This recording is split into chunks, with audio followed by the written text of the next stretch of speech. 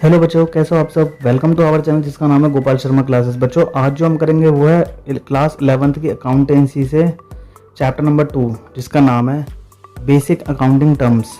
बच्चों, इस वीडियो को देखने से पहले आपसे ये रिक्वेस्ट है कि आप लास्ट जो वीडियो है उसको जरूर देखें, क्योंकि उसका जो वीडियो उसके बाद ये वीडियो सेकंड पार्ट आपको जल्दी समझ में आएगा। तो ज़्यादा ना टाइम वेस्ट करते स्टार्ट करते हैं। जहाँ से हमने वीडियो को छोड़ा था हम वहीं से स्टार्ट करेंगे। हम थे लास्ट टाइम में एसेट्स पर। तो बच्चों, वन बाय वन सारी की सारी जो टर्म्स हैं उनको एक्सप्लेन किया जाएगा और आपको कहीं से भी प्रॉब्लम नहीं आएगी। तो ज़्यादा ना टाइम वेस्ट करते स्टार्ट करते हैं। नमस्कार दोस्तों, मेरा नाम है गोपाल और आप देख रहे हो Gopal Sharma classes. Let start.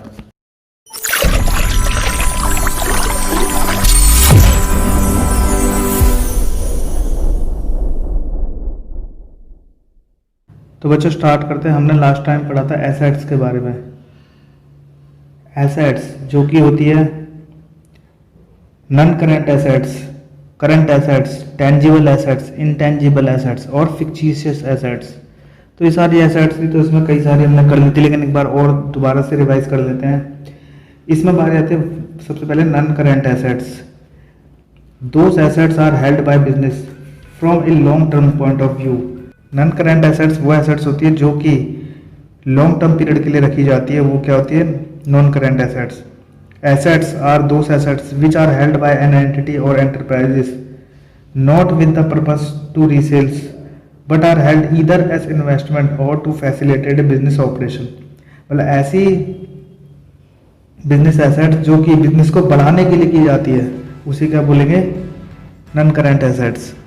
बाकी आप इसमें देख के भी पढ़ सकते हैं। और बढ़ते आगे, नॉन करंट एसेट्स को ही जो फिक्स एसेट्स है उनको क्लासिफाई किया गया दो पार्ट में, टेंजिबल और इनटेंजिबल, जो कि हमने लास्ट वीडियो में कर लिया। आगे बढ़ेंगे current assets. Current assets are those assets which are held by an entity or enterprises with the purpose of converting them into cash within a short period. मतलब ऐसी एसेट्स जो कि एक साल के अंदर उन्हें कैश में कन्वर्ट किया जा सकता है, जिन्हें पैसे में बदला जा सकता है, जल्दी पैसे में बदला जा सकता है, उन्हें क्या बोलते हैं? Current assets. जैसे परचेस हो गया, कैश हो गया, बिल रिसीवेबल हो गया, इस तरह से। और बढ़ते आगे, एक है fictitious assets. Fictitious assets are those assets which are neither tangible nor intangible, जो ना टेंजिबल है और ना इंटेंजिबल है, लाइक डेफर्ड रेवेन्यू एक्सपेंडिचर। वो हम आगे पढ़ेंगे। एडवर्टाइजमेंट एक्सपेंडिचर होता है, या डिस्काउंट हो गया, या loss of issue of debenture हो गया। तो इस तरह से सारे क्या आते हैं? Fictitious assets. उसके बाद बारी आती है एक और है expenditure. Expenditure is the amount spent or liability incurred for acquiring assets, goods or service. मतलब एक्सपेंडिचर एक ऐसा अमाउंट होता है जो खर्च किया जाता है, चाहे हम एसेट्स खरीदें, चाहे गुड्स खरीदें, चाहे सर्विस खरीदें। इन सामानों को खरीदने के लिए जो भी खर्चा किया जाता है उसे क्या बोलेंगे? एक्सपेंडिचर। अब एक्सपेंडिचर को भी बेटा तीन हिस्सों में बांटा गया है। सबसे पहले आएगा कैपिटल एक्सपेंडिचर, फिर रेवेन्यू एक्सपेंडिचर और डेफर्ड रेवेन्यू एक्सपेंडिचर। तो let start one by one. Capital expenditure, it is an expenditure incurred to acquire assets or improving the existing assets which will increase the earning capacity of business. मतलब एक ऐसा expenditure जो कि बड़ा खर्चा होगा, हम कह सकते हैं बड़ा खर्चा, जिससे हमारी बिजनेस में जो आगे चल के हमारी बिजनेस की सेल को बढ़ाए, उसे क्या बोलेंगे? Capital expenditure. जैसे परचेज कर लिया कोई फर्नीचर, या कोई कंप्यूटर खरीद लिया, या कोई मशीनरी खरीद ली, मतलब कोई बड़ा खर्चा। और ये सभी सारे खर्चे किसमें शो होंगे? बैलेंस शीट में। और रेवेन्यू एक्सपेंडिचर ऐसा होता है जिसका बेनिफिट हमें with in accounting year period में मिलेगा, जो कि छोटा खर्चा होता है। जैसे सैलरी दे दी, रेंट दे दिया, इलेक्ट्रिसिटी, मतलब हम बिल बिजली का 2 महीने का देंगे तो हमें 2 महीने तक उसका बेनिफिट मिलेगा। सैलरी अगर 6 महीने की देंगे तो 6 महीने तक का बेनिफिट मिलेगा। मतलब एक ऐसा खर्चा जिसका जो फ़ायदा होगा हमें विद इन ए ईयर मिलेगा, वो होता है रेवेन्यू एक्सपेंडिचर। और एक ऐसा खर्चा जिसका फ़ायदा हमें कई सालों तक होगा, मतलब बड़ा खर्चा, उसे क्या बोलेंगे? कैपिटल एक्सपेंडिचर, सिंपल लैंग्वेज में बोले तो।